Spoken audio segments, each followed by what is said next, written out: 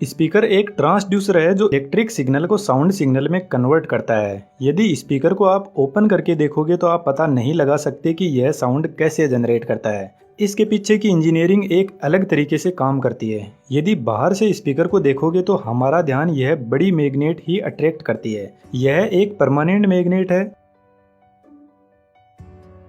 इस मैग्नेट के बीच में एक होल होता है जिसका बहुत बड़ा रोल है। इस मैग्नेट के भी दो पोल होते हैं, ऊपर की साइड नॉर्थ पोल और नीचे की साइड साउथ पोल। इन पोल का डिस्ट्रीब्यूशन इस मैग्नेट में अलग तरीके से किया जाता है और उसके लिए मैग्नेट के दोनों साइड में टॉप एंड बॉटम प्लेट लगी रहती है। टॉप प्लेट नॉर्मल शेप में होती है, लेकिन बॉटम प्लेट की डिजाइन कुछ इस टाइप की होती है जिसको मैग्नेट में कुछ ऐसे सेट किया जाता है। बॉटम प्लेट साउथ पोल से जुड़ी हुई है, जिसकी वजह से बॉटम प्लेट का यह वाला हिस्सा भी साउथ पोल की तरह ही काम करेगा। दोनों प्लेट को सेट करने के बाद में नॉर्थ और साउथ पोल मैग्नेट में कुछ इस तरीके से रिप्रेजेंट होते हैं। टॉप प्लेट पर बास्केट को सेट किया जाता है जिसके ऊपर पूरा साउंड का सेटअप तैयार किया जाता है। बास्केट के सेंटर पोर्शन में स्पीकर का ड्राइवर लगा रहता है जिसको वॉइस कॉइल बोलते हैं। यह एक मोटर की तरह ही काम करता है जिसको इलेक्ट्रोमैग्नेटिक मोटर भी बोल सकते हैं। असल में वॉइस कॉइल इस परमानेंट मैग्नेट के बीच में यह जो छोटा सा गैप होता है इसके बीच में सेट होती है और यह इस गैप में फ्रीली अप डाउन कर सकती है।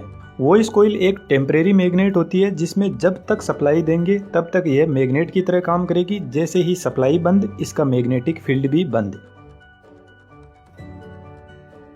वॉइस कॉइल के ऊपर स्पाइडर लगा रहता है और स्पाइडर के ऊपर कोन लगा रहता है जिसको डायफ्राम भी बोलते हैं और यही साउंड को क्रिएट करता है। वॉइस कॉइल के ऊपर डस्ट कैप लगाकर पैक कर दिया जाता है ताकि कोई धूल मिट्टी कॉइल में ना चली जाए। जिस भी डिवाइस से स्पीकर लगा रहता है उस डिवाइस के अंदर एक एम्पलीफायर होता है जो स्पीकर को सिग्नल प्रोवाइड करवाता है। एम्पलीफायर से मिलने वाला सिग्नल वॉइस कॉइल को दिया जाता है। एम्पलीफायर का सिग्नल एक तरीके का इलेक्ट्रिक सिग्नल ही होता है। जैसे ही इलेक्ट्रिक सिग्नल वॉइस कॉइल को मिलेगा यह मैग्नेट की तरह काम करने लग जाएगी और इसमें नॉर्थ और साउथ पोल जनरेट हो जाएंगे। जब वॉइस कॉइल के नॉर्थ और साउथ पोल परमानेंट मैग्नेट के पोल से कांटेक्ट में आएंगे तो सेम पोल रिपेल करेंगे एंड ऑपोजिट अट्रैक्ट, जिसकी वजह से वॉइस कॉइल अप डाउन होने लग जाएगी। जब कॉइल अप डाउन होगी तो कॉइल पर लगा स्पाइडर भी मूव करेगा और स्पाइडर से जुड़ा डायफ्राम भी मूव करेगा। डायफ्राम के ऊपर की तरफ आप देखोगे तो यह वाला एरिया डायफ्राम के मूव होने के लिए होता है। यह एक स्प्रिंग की तरह काम करता है। जब डायफ्राम में मूवमेंट होगा तो जो भी साउंड सिग्नल स्पीकर को एम्पलीफायर से मिलेगा वह हमें सुनाई देगा। लेकिन आपके दिमाग में क्वेश्चन जरूर आया होगा कि इसके मूवमेंट से वॉइस कैसे जनरेट होगी। स्पीकर का हिंदी मतलब होता है वक्ता, जो अच्छा बोल सकता है, लेकिन सभी लोगों के पास में यह कैपेसिटी नहीं होती। कुछ लोगों को देखकर लगता है कि यार उनके पास में ऐसी कौन सी पावर है जिसकी वजह से वह लोग इतने सक्सेसफुल है और हम हमारी नॉर्मल लाइफ से भी बाहर नहीं निकल पा रहे। असल में उन लोगों के पास में कन्विंसिंग पावर होती है जो किसी भी इंसान को अपनी मीठी बातों से अपनी बात मनवा लेते हैं और यह पावर आप भी गेन कर सकते हो। एक बुक मैं आपको रिकमेंड करूंगा, how to talk to anyone. इस बुक समरी को आप कुकू एफएम पर ऑडियो फॉर्म में सुन सकते हो और जरूर से सुनना। कुकू एफएम बहुत शानदार प्लेटफॉर्म है जहां पर आपको ढेरों ऐसी बुक्स की ऑडियो समरी मिल जाएगी और इन बुक्स को आप अपनी रीजनल लैंग्वेज में भी सुन सकते हो। इसके अलावा मेरा कूपन कोड LDA50 यूज करने पर फर्स्ट 250 यूजर्स को 50% डिस्काउंट मिलने के बाद एक साल की कॉस्ट 199 हो जाएगी। लिंक वीडियो के डिस्क्रिप्शन में दिया हुआ है, वहां से कुकू एफएम ऐप को डाउनलोड कर सकते हो। Now back to the point. यह एक साउंड एडिटिंग सॉफ्टवेयर है। इसमें इसी वीडियो की स्क्रिप्ट डालने पर यहाँ पर आपको कुछ वेवफॉर्म से दिखाई दे रही है। यदि मैं इसको जूम करता ही जाऊंगा तो लास्ट में आपको कुछ वेवफॉर्म का पैटर्न दिखाई देने लगेगा और इसी पैटर्न के हिसाब से डायफ्राम अप डाउन होता है। जब वेव ऊपर जाएगी तो डायफ्राम बाहर आएगा और नीचे जाएगी तो अंदर की तरफ, और हवा में इस वेवफॉर्म का पैटर्न तैयार करता है।